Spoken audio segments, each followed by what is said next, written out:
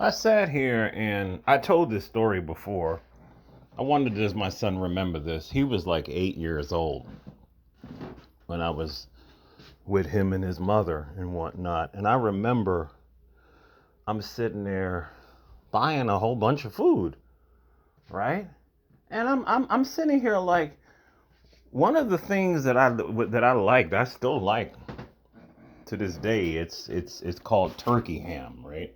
Big blob of turkey, and I love turkey bacon. You know what I'm saying? So I love that stuff, man. And I remember I think I was off that day, and I was gonna make me some turkey ham, maybe some scrambled egg breakfast, whatever, or turkey sausage, whatever. And I'm like, I know I bought some turkey ham. You know, I'm not going crazy. Like, what the hell's going on? I was like, y'all eat up the food? What the hell's going on? And my son's mother's like, I didn't need it. You know, she's like, I don't know. And I was just like, what the hell, right? So then throughout the week, I'm noticing. I said, listen, hello, people. Where's the food going? I'm not stupid. Like, this food is going. I was actually I was the one primarily doing the food shopping because I would buy. I was the one that had more money, and I would buy stuff that I would like. I mean, I wouldn't say I wasn't buying stuff for them, but I would definitely get the stuff that I like because it was my money. You know what I'm saying? So all of a sudden, here comes my son. He says, "Oh, there's this poor family that's a couple of doors down, and I've been giving them food. You've been giving them my food, Negro. You've been giving them my food." I said, you know what? Normally I would beat your ass. I would beat him for shit like that. I said, but you know what? It's not a job of a father to beat your son for every little thing. No, no. I said, but you know what, dude? I said, you stole from me. This is called stealing.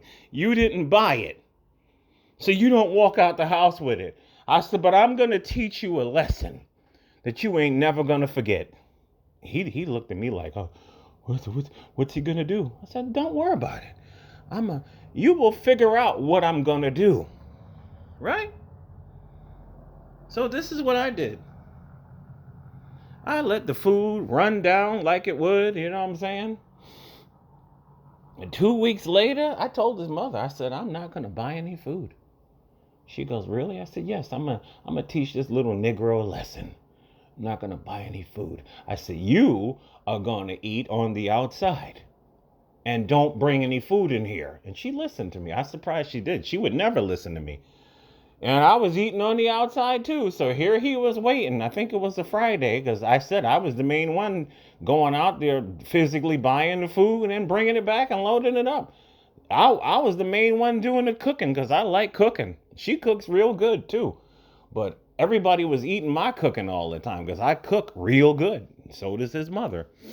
Right? So all of a sudden, he's sitting there looking. He's like, where's the food? I said, we don't have any.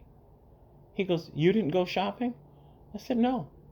He goes, why not? I said, because you keep giving it away. He goes, I'll never do it again. I said, did you learn your lesson? He goes, yes. I said, what lesson did you learn, son? And he says, I'm not supposed to take it. It's not mine. Yes. I said, what else did you learn? And he sat there. He didn't know what to say. I said, I am not working to support other people, sir.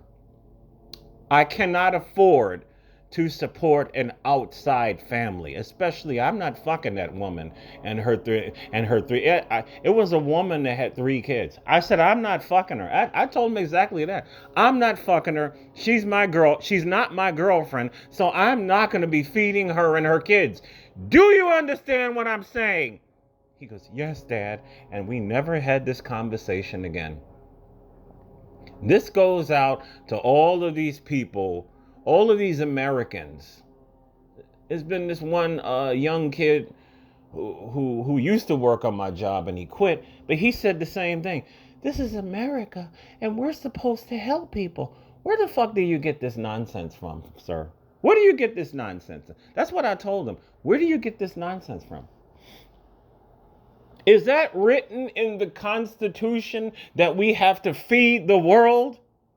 Is it written in the Constitution that we have to clothe the world? I'm so sick and tired of these people. We have to help everybody.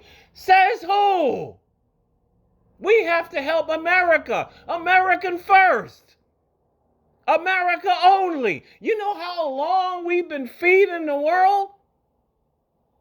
I told this guy at my job, do you remember all the past presidents, their news conferences? And he said no. I said, I can think back to Bill Clinton when he was the president. And I remember they would have European nations, like the Polish president would come and he would say, thank you, Mr. President, for all your yearly contributions to Poland. And all these visiting leaders, I'm not saying all of them, but it was a couple of them.